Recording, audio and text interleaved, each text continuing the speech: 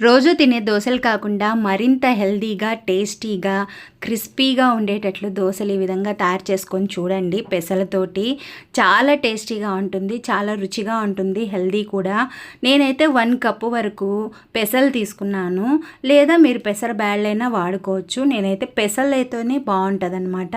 తర్వాత 1/2 కప్పు వరకు బియ్యం తీసుకున్నాను, ఒక 4 స్పూన్లు శనగపప్పు, ఒక 2 చిన్న స్పూన్లేనండి మెంతులు వేసేసుకొని ఒకసారి బాగా కడుక్కోవాలి నీళ్ళతోటి. కడుక్కున్న తర్వాత మరీ నీళ్ళన్నీ వేసి మునిగేంత వరకు నీళ్లు పోసుకొని బాగా నాననివ్వాలి. ఒక 8 అవర్స్ అన్నా నానాలి. నేను నైట్ నానబెట్టేసేసుకొని ఉదయాన్నే మళ్ళీ ఒకసారి బాగా కడుక్కోవాలన్నమాట. కడుక్కున్న తర్వాత మిక్సీ గిన్నెలోకి వేసేసుకుంటున్నాను వీటన్నింటినీ. మనము శనగపప్పు వేయడం వల్ల క్రిస్పీగా వస్తాయన్నమాట దోశ అనేది. ఇందులోకి నేను పచ్చిమిర్చి ముందుగానే వేసుకుంటున్నాను, చాలా టేస్టీగా ఉంటుంది. ఈ విధంగానే చేసి చూడండి. ఒక పెద్ద అల్లం ముక్క 1 ఇంచ్ వరకు ఉంటుంది. ఈ అల్లం ముక్క కూడా వేసేసేసి బాగా మెత్తగా నేను చూపించిన విధంగా మెత్తగా గ్రైండ్ చేసుకోవాలి. ఇందులోకి సన్నగా తరిగి పెట్టుకున్న ఎర్రగడ్డ ముక్కలు, కొత్తిమీర కూడా వేసుకొని రుచికి సరిపడా ఉప్పు కూడా వేసేసుకొని ఒకసారి బాగా కలుపుకోవాలి. కన్సిస్టెన్సీ ఈ విధంగా ఉండాలి, మరీ జారుగా ఉండద్దండి. ఈ విధంగా ఉంటేనే మనకు దోశ వేసుకోవడానికి బాగా వస్తుంది, పతలాగా వస్తుంది మనం కలుపుకున్నప్పుడు. ఇప్పుడు నేను స్టవ్ మీద ప్యాన్ అయితే పెట్టేసేసుకొని దోశ వేసేసుకుంటున్నాను. పలతలాగా పరుచుకోవాలి, అంటే రుద్దుకోవాలి దోశను.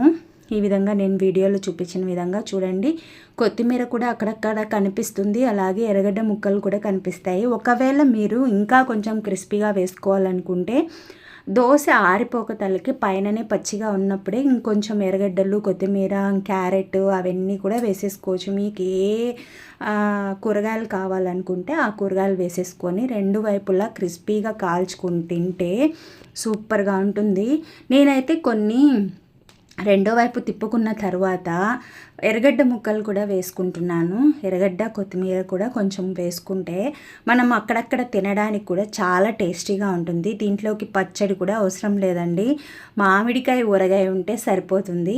అంతేకాకుండా మామిడికాయ పచ్చడి చేసుకుంటాం కదా రోట్లో దంచుకొని, ఆ పచ్చడైనా వేసుకుంటే చాలా బాగుంటుంది. ఇప్పుడు రెండో విధంగా చూపిస్తున్నాను చూడండి. ఎర్రగడ్డ ముక్కలు, కొత్తిమీర కొంచెం వేసేసుకొని ఒకసారి 2 వైపులా లైట్గా కాల్చుకుంటే సరిపోతుందన్నమాట. ఈ విధంగా కూడా చేసేసుకోవచ్చు. నేనైతే 2 విధాలుగా చేసుకున్నాను. చాలా టేస్టీగా అయితే ఉంది. మీరు తప్పకుండా ట్రై చేసి మీకు ఎలా కుదిరిందో కమెంట్ చేయండి. ప్లీజ్ సబ్స్క్రైబ్ చేసుకోండి.